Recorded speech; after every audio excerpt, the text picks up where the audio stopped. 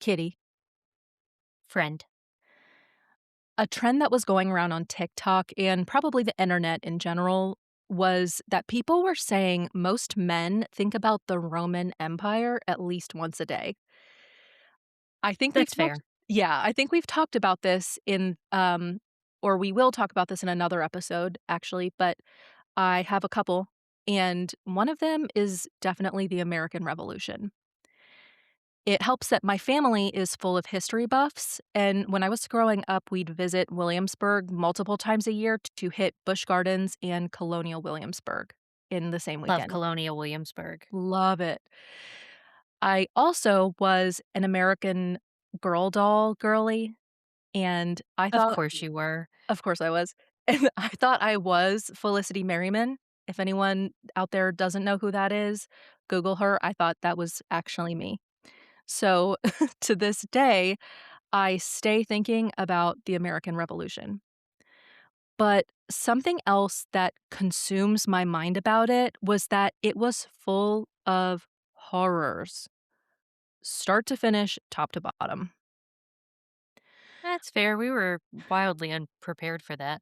Yeah, to say the least. And I don't think we have enough time today to get into the whole background of the American Revolution because it's a lot.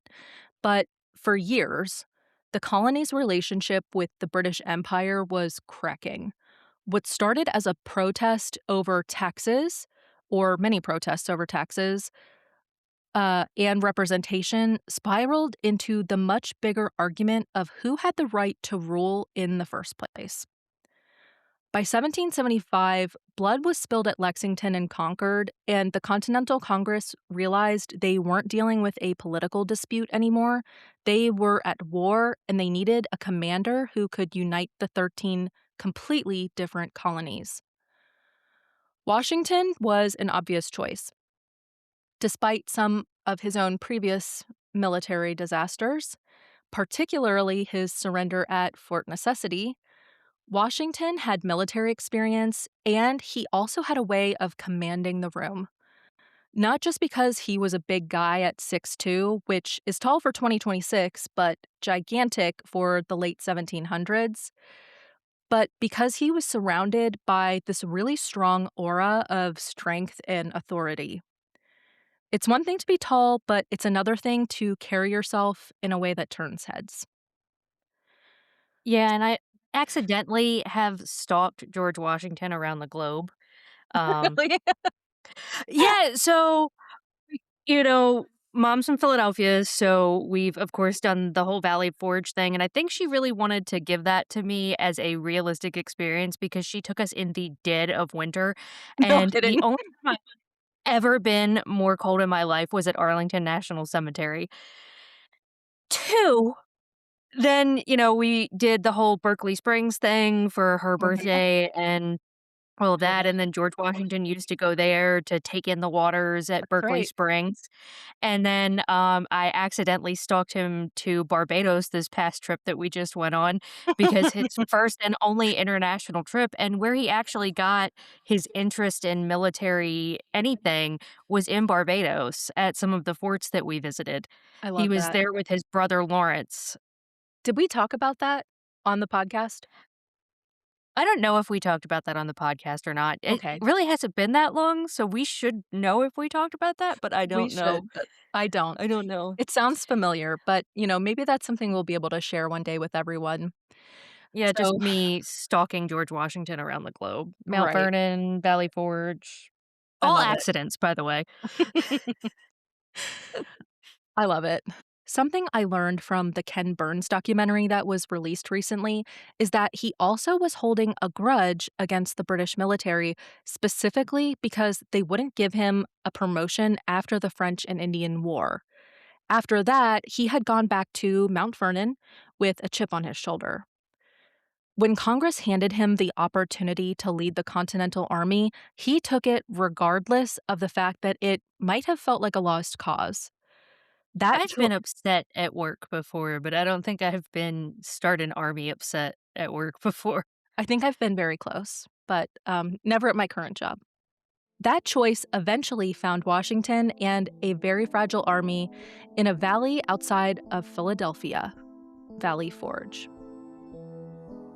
Spooky. Spooky. Welcome to Wreckage and Ruins. Each week, we investigate disasters, man made and natural, legendary last stands, medical mishaps, and everything in between. Each of the ruins unfold into a story, and we're here to understand why it happened and what came after. We're your hosts, Cece and Kitty, and the winter of 1777 and 1778 was a disaster. I want to real quick just give a lot of credit to my American Revolution class professor from last semester because not only is he my big dog, but he really has amazing lecture notes. His name is Dr. Troy Harman from Penn State, and quite a bit of my information comes from my class notes because they're very thorough. So yeah, I took this class last semester as we're recording, so that would have been fall of 2025. And so this is all very fresh for me, which is perfect. Dr. Harmon taught all of my favorite classes during my time at Penn State so far, and particularly American Civil War. So we're going to shout out my big dog Troy again in future episodes. Oh, I love that. I love when you connect with a professor. He does not know that I call him my big dog Troy. Oh god. He would probably be horrified.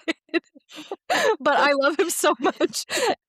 I'm obsessed with him, and so, yeah, we talk about him a lot at home, especially because I've had one of his classes, I think, every semester through my time at Penn State until this semester, so, and it's my last semester, so I was kind of very upset about that, but anyway, thank you to my big dog, Troy. Oh, we love a good gosh, I am such a nerd. It's like, "Oh, you connected with your professor. How great." We did connect, in our own way, but, yeah, he doesn't know that he's my big dog. So, Kitty, we've already talked a tiny bit about the buildup getting to the winter of 1777, but I am going to back up again because I think some context about the Continental Army is going to be good here. So, after accepting the position of leading the Continental Army in 1775, Washington traveled to Massachusetts to start his command. But the Continental Army wasn't a force that was called up to fight off the British because that didn't exist. They didn't have a military at that time because they were, No, we really were just patching it together like, "Hey, does anybody wanna go fight the British? Come on, we'll give you a uniform no, quite and literally. maybe some training." You're 8? Come on in. You're 68? Please. Yeah, let's go, Let's go. everybody. What the colonies had were militias, so groups of regular guys who agreed to come together and fight if the occasion called for it. Washington was a career British military guy, and so what he saw were mostly just these regular guys who had never trained professionally and they had no standardized equipment. A lot of them signed short term enlistments and they came and went with the seasons. And they also really didn't care too deeply for the whole military hierarchy thing, so a lot of the soldiers didn't care about discipline. That had to be very difficult for George Washington because everything I know about the British military at the time is that this was a very organized group of people, and it had to be because they're in control of most of the globe at this point. Yes. So you've got that, and you're going from I have disciplined, organized soldiers who know how to follow commands and make decisions to I've got 8-year-olds and Yeah, we have to seriously. focus people. You know, it's quite interesting because for one of the classes I'm currently taking, we had to read some primary sources, and so I read this primary source recently that was a report from 1775, so, like, right before the actual war had started, and someone in the British Navy was writing to, one of the admiralties, the Naval Admiralty, and he was telling them about this basically an ambush that happened, and This is something that just happened, so I haven't even been able to put this into my research here yet, but I thought it was very interesting that for the British military, they were so regimented and trained, and they believed that there was like a certain way that you fought and engaged and all of this stuff. And so, Oh, yeah, they had tea time, like, "We're gonna take a break for tea." right. War So, starts at 8 and it ends at 5, and we're gonna exactly. have tea afterwards, and I know you guys are on the other side, but we're fighting a war. If you wanna come over and have tea as generals, this is a gentleman's game. They didn't really treat it the way that it's treated now. No, it was super structured. And so these guys had docked in Boston or around Boston and had gotten off their ships. And these militiamen were basically doing guerrilla warfare. They were running around houses, they were hiding behind bushes and shooting at these British soldiers, and the British soldiers were shocked, and they lost a lot of guys, and a lot of guys were wounded, and so this, I can't remember what his title was, but he was telling this admiralty back in London, like, "Hey, they really got us good because they were not doing this the right way. They were not engaging with us properly, so we couldn't really defend ourselves because we didn't know how, but it'll It's so never happen funny. It's again." they're not following the rules of engagement. Quite literally, kitty. So, that was a really interesting piece of, context here that I thought I'd throw in, um, because Washington was one of these British guys, and now he's commanding these militiamen. So that's kinda what we're working with, and that's gonna come back at the end of the episode.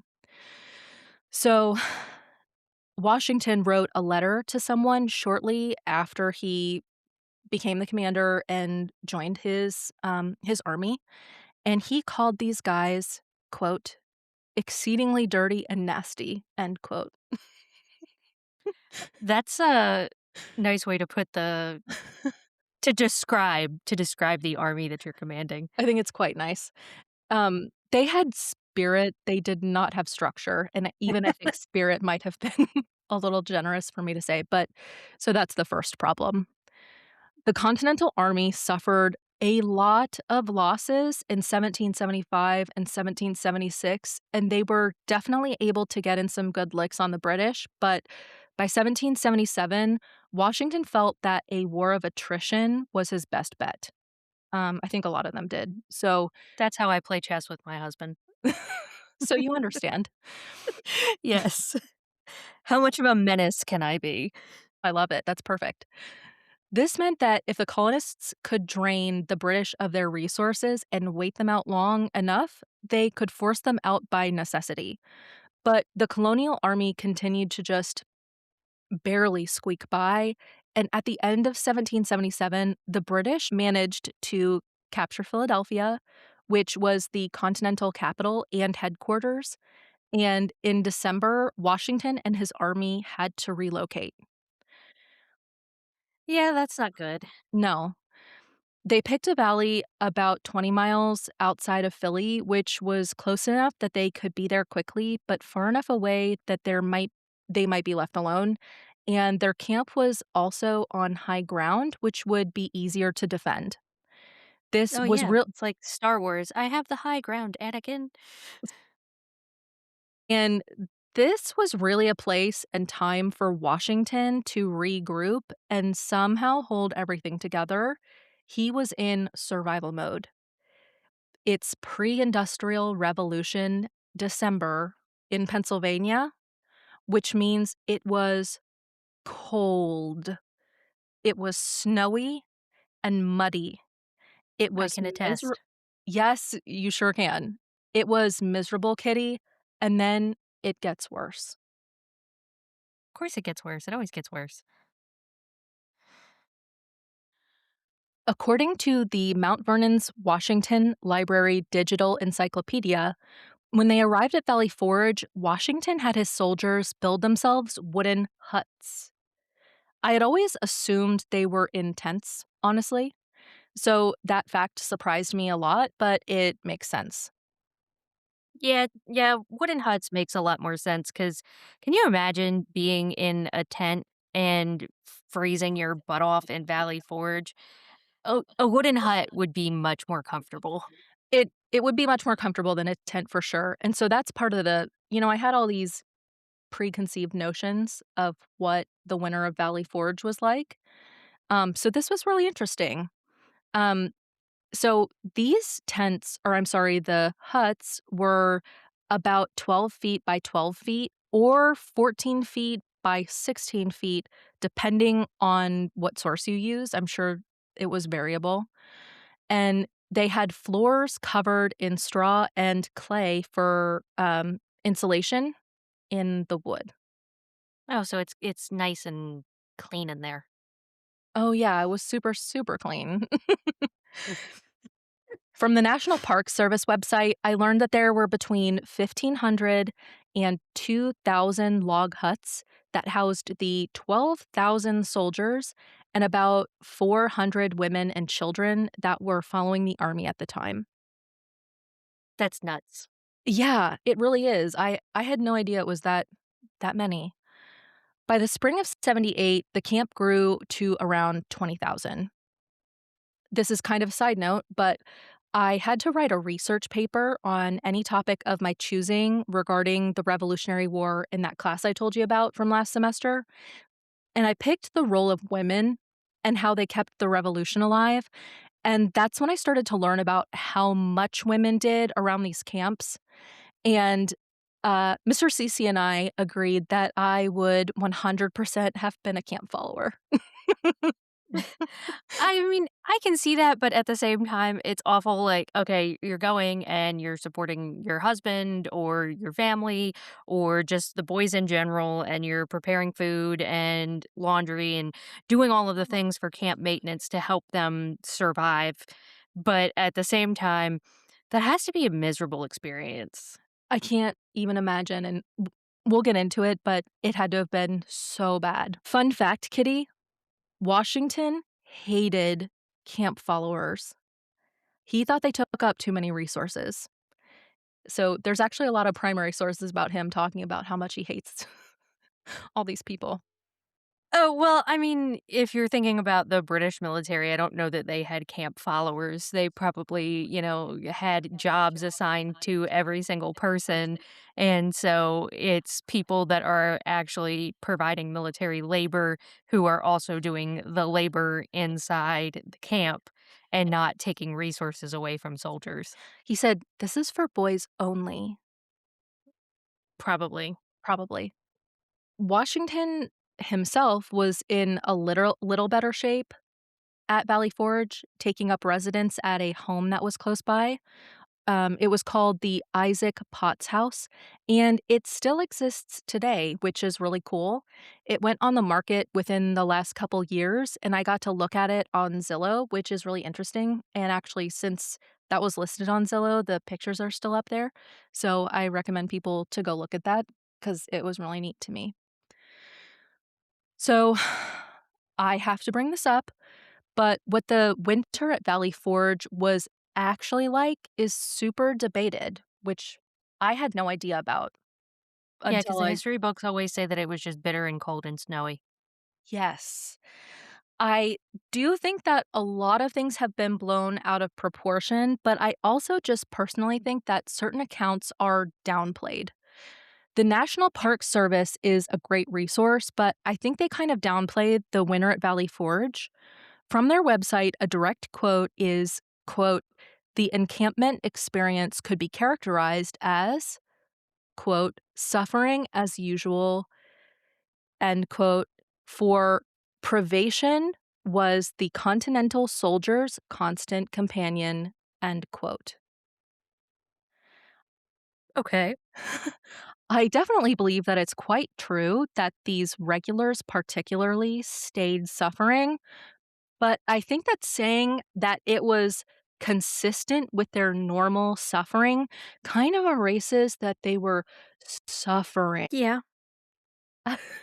That blew me away. They were like, "No, it was regular suffering, guys. It wasn't anything crazy. They just, It's you know, just the normal amount. it was normal suffering, okay?" This episode is brought to you by Executive Law Partners, PLLC in Fairfax, Virginia. XLP focuses on business litigation, corporate transactions, government contracts, estate law, personal injury, and wrongful death. When things go sideways, you want a legal team that knows how to steady the ship. XLP is here to help. Seasoned attorneys with real world experience can walk you through your options to get the relief you need. For more information, please visit their website at xlppllc.com or find the link on the Wreckage and Ruins website sponsor page. And make sure to tell them we sent you. So, Washington spent a lot of time begging Congress for supplies when he was trying to prove that he wasn't a total incompetent screw up, which he was kind of getting the reputation of being. They frequently ran out of food, sometimes not having meat for several day stretches, and certainly had very small rations. Our bodies burn more calories in the winter than in the summer to keep our temperatures up, so already that's a huge disadvantage, especially while guys are doing a lot of work chopping lumber and building those wooden huts. Um, so they needed a lot of calories And protein, and protein. And I said this before. especially fat too, because that's what Absolutely. keeps you warm. That's right. I've said this before, but one of the biggest disasters here was that there were enormous supply issues. Washington was constantly begging for everything. A lot of productions halted because of the war, and one of the biggest issues was sourcing food. Frequently, they would distribute basically anything they could get their hands on. They would try to tap local farmers for food and supplies, but quite understandably, many farmers wouldn't want to give up what they had or they would get looted by anyone. The British, their Hessian mercenaries,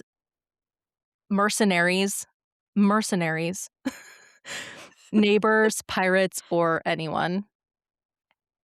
It really was a difficult time to be alive. It's like, I put my food away for the winter, everything's great, except all of these people want my food.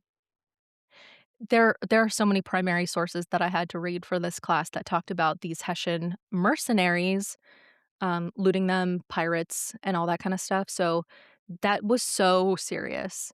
So they didn't necessarily want to have to just like give or even necessarily sell all of their supplies to the army because the army didn't have any money.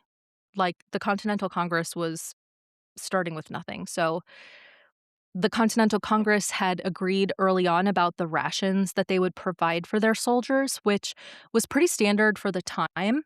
It was supposed to be about 3/4 to a pound of salted meat a day, depending on what type of meat, and a pound of bread. And then per week, 3 pints of a vegetable, usually beans or peas. What I found pretty interesting is that vegetables were one of the harder items to source, but considering their lack of preservatives and year-round refrigeration, I guess that makes sense. Um, Yeah. but yeah, they couldn't. Like, can you imagine trying to get a zucchini in winter? I cannot. Even today, in 2026, I try to eat as seasonally as possible because I like to think that I'm eating with the seasons and I'm not eating something that was. Uh, you like my granny. If you can't buy it at a roadside stand, it's not for eating. So Ride my hardest. if you can't buy a watermelon at a roadside stand, you shouldn't be eating it, which means all of the cold months, no watermelon for you. Uh, Right. I So personally appreciate global farming. I can dig it, but it's just one of those things. So they didn't have vegetables. They didn't have a lot of vegetables. So Washington urged the soldiers to go out and forage when they could, but at a certain point, you're going to drain those natural resources. Well, yeah, Washington, 20,000 people trying to eat out of one valley, that's not a lot. exactly. Plus, it's winter. Yeah, I don't know what they were working with as far as winter crops. Washington also urged his soldiers to make soups and stews. He really was big into that to get as much nutrients out of ingredients like the meat whenever possible, as well. Um, as well as possible, and it would have been the responsibility of the officers to supervise the soldiers cooking and make sure they weren't doing any wasting. So I thought that was funny. These officers had to, like, go up and down and, like, look at their guys and make sure they were making stew or soup or whatever and that they weren't wasting anything. Okay, that's a little micromanagey. Maybe, yeah. I mean, food is scarce, so I kind of get it. Like, we can't be wasting things because we don't have food to waste. But at the same time, that's a little nuts. Like, did you cut the end off of that carrot? Did Right, you throw it away? right, exactly. That's the way it sounded. Something worth mentioning here, though, Kitty, is that since these soldiers weren't from a military with mass produced basic equipment, some of these guys didn't even have utensils. They would have gotten a tin cooking pot, but without any good ways to cook, they were super limited in that way as well. If you were a young man that came from a family where your mother and or sisters cooked your meals, you may have literally not even known how to cook. I mentioned the salted meat before, and that would have been inedible until it was soaked in water, which is just one of those historical things that you don't think about until it's looking you right in the face, but Oh, no, we deal with that every year. So we like country ham at this house for mm, Thanksgiving, and a salted ham is not edible until you soak it. And so the week before Thanksgiving, we start soaking that ham in water with potatoes to draw the salt out of it. mm, And then you have to change that water every day, sometimes twice a day. You have to change the potatoes. And you have to do all of that just to make it so that it's edible because it was preserved with salt and you can't eat that much salt. One, it's horrible for you, but two, it tastes absolutely terrible. Once you get the majority of the salt out, it's fantastic. But it's not just like, "Oh, I have a country ham, let me cook it." There's a process to this. yes, exactly. So, that's something that they would have had to do every day. They were eating this salted meat. But although the soldiers were promised their meat, bread, and vegetables, they rarely got it, particularly here in this winter at Valley Forge, especially the bread, which they usually ended up relying on local companies to provide, but that was a Herculean task in and of itself. When they couldn't provide actual bread to the soldiers, they would give them raw flour to make a kind of sad, flat, tasteless bread cake thing, kind of a la hardtack. Ugh. So, yeah, exactly. These guys were starving. If you think about 1 pound of meat and 1 pound of bread, maybe, plus maybe a pint of veggies a week, I don't know how they were doing it. No, I would have been a terror. I get Agreed. hangry. I Me get too. absolutely awful when I'm hungry, so I would have been a terror. Same. And the lack of nutrients was massively detrimental to these guys. Many would end up with nutritionally based diseases and sickness like scurvy. This era did have early inoculations, so doctors and nurses worked to inoculate these guys against smallpox, which kept those numbers lower than they would have been, but it was still a leading cause of death at this camp, along with typhus. I have a fun fact. Tell me your fun fact. So, I told you I went to Barbados, and while Washington was in Barbados with his brother Lawrence seeking treatment for tuberculosis for Lawrence, George Washington contracted smallpox there. Mm. And that is probably what saved him at Valley Forge because a lot of people were dying of smallpox in Valley Forge.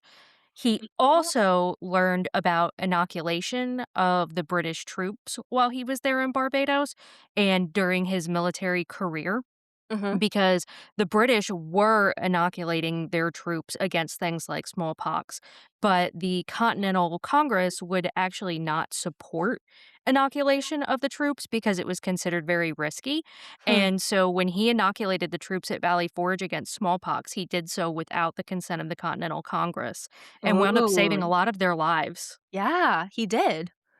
Wow, because see? it brought down the death rate because if you get smallpox, the death rate at the time was like 50%, maybe greater than that. Mhm. If you were inoculated against smallpox, that brought the death rate down to like 10%, which Wow. is a drastically different number. Yeah. And so his time in Barbados is actually what guided him through this inoculation. Kitty, thank you for that. That was that was perfect fun fact context. I told you I go on vacation to learn. I love it. So, I'll just cover this so you can get the full Valley Forge experience, but smallpox is a highly contagious viral disease that leads to very high fevers, organ damage, and pustules all over the body, and it is particularly deadly, like you said, especially when you've got nutritional deficiencies and the elements are battering you all to hell. Luna. Woo! She does not like smallpox. She does not like smallpox, No. no. Typhus has a few different versions, but this one at this camp was likely spread by lice or fleas from the terrible sanitation and hygiene around the camp. No, we love it. We love it. With typhus, you're getting a very bad and very large rash, nausea, vomiting, muscle pain, fever, and chills. The other major illnesses around camp were influenza and dysentery, which, needless to say, a lot of these illnesses were poop related. Yeah, A yeah. Wreckage and Ruin special. And over over their encampment at Valley Forge, their army lost about 2,000 soldiers, which is almost 17%. It's a huge number of people. That's enormous. And then you're having to take care of decedents, which is a whole other thing that I'm not getting into, but, that's its own whole other quite terrible disaster. One of the other biggest disasters within this disaster, and one of the most famous, was that about a quarter of the 12,000 soldiers at Valley Forge were not properly clothed, whether that be with socks, shoes, coats, etc. Moving around this camp or following the soldiers marching in front of you, you absolutely would have seen bloody footprints in the snow from the men whose frozen, battered feet were leaving their mark, which is just horrific to me. That's absolutely horrific. It gives me chills. I know. I I hate it when my feet are cold, and then so I can't imagine, like, having my feet wrapped in rags marching through the snow and just trying to survive winter with absolutely no supplies at all. It's scary to me, and the fact that they came out of this and then still managed to win this war is, I mean, it's incredible. It is. Many of the soldiers' feet and shoes would have been bound up with rags, or they would make crude shoes that chafed their feet and caused a lot of infections. This Ugh. this immediately triggered me from episode 1 when we talked about trench foot from Woodstock 99. And Kitty, I can't find any specific proof of trench foot. I even hit up JSTOR, but I can't rule it out because their feet were wet and cold and poorly protected. So Probably frostbite more than anything. that's true. Probably frostbite before any, like, trench foot or anything like that could set in. Ugh, oh my gosh. I don't want any of those things. So, um, Can ask my mom. yeah, we'll ask the expert. From growing up, I remember hearing that these men were, quote, naked. And you can imagine that I thought these guys were just butt cheeks out and naked. But this was just an 18th century term that referred to a man who was not wearing a waistcoat or a jacket over their shirt, because your shirt was considered your underwear. So if you hear someone from that time saying that someone was naked, apparently it frequently means just not having a lot of clothes on and not naked, which is what I thought. So yeah, you can imagine me being a very small child, hearing about the Civil War, or I'm sorry, hearing about the, American Revolution, and I thought that these guys were naked, naked. Well, me too, until you gave me that very helpful But explanation. you know what? That makes a lot more sense, that they had some clothes, just not all the clothes. There were also not enough blankets for everyone, so you can probably try to imagine being in a log cabin in the middle of a shitty Philly winter. These cabins did have fireplaces, but they were poorly ventilated and smoke would accumulate and make people even sicker. And there were cramped bunk bed style beds.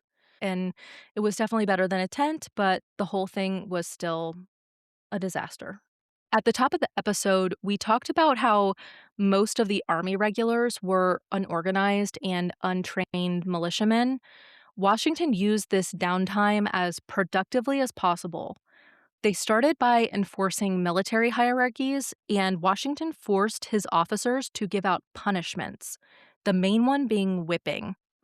This sounds miserable, which I'm sure it was, but what it did was reinforce to the soldiers who they were following into battle and set apart officers from regulars.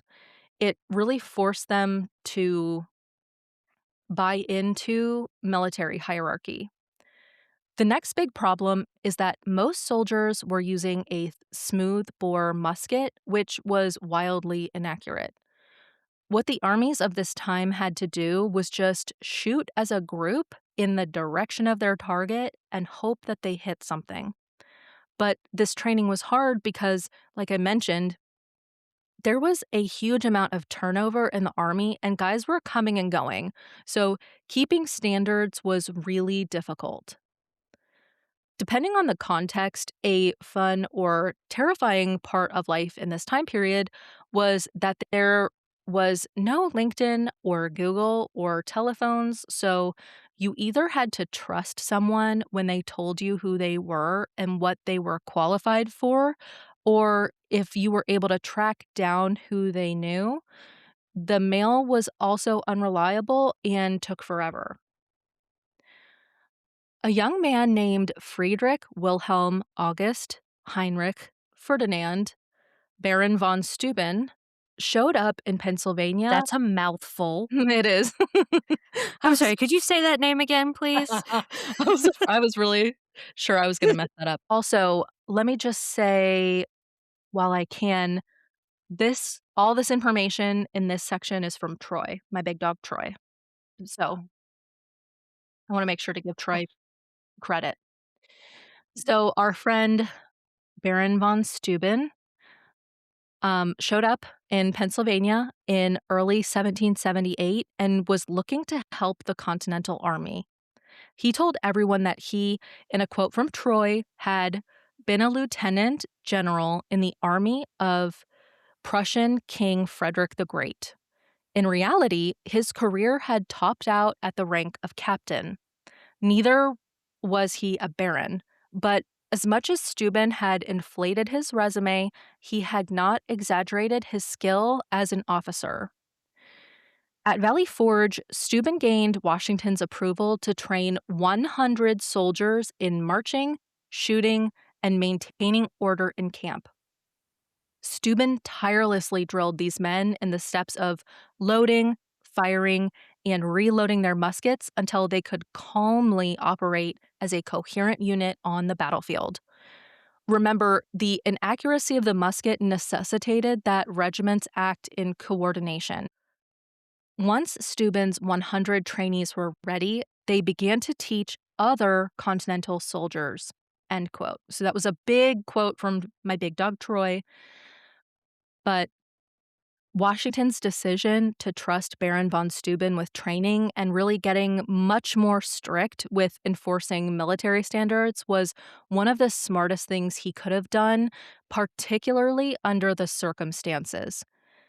The group of people who left Valley Forge in 1778 were stronger than when they had arrived, and they were much more prepared to stand toe to toe with the British. With the spring, morale was up and discipline, particularly, was the new order. Baron von Steuben was awarded a commission by the Continental Congress as Inspector General of the Army in 1779, and he published his orders as, quote, regulations for the order and discipline of the troops of the United States, end quote, and that was the official handbook of the United States Army until 1812. Well, that's neat that he was able to kind of come in and give them order and structure, which is really something that is needed in a situation like this. 1,000%. So the winter of 1777 to 1778 was a total disaster. People were barely clothed, they were starving, sick, and in a weird military limbo.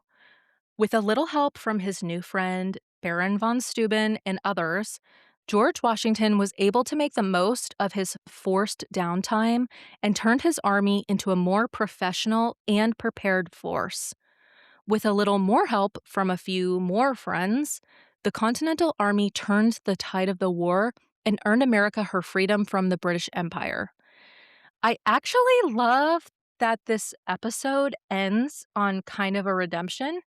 This was a lot more, I don't even know what the word would be, but I kind of went into this thinking it would just be one disaster after the other, which it certainly was, but I think ending on a redemption is something that we don't always really get. So I thought that was kind of nice.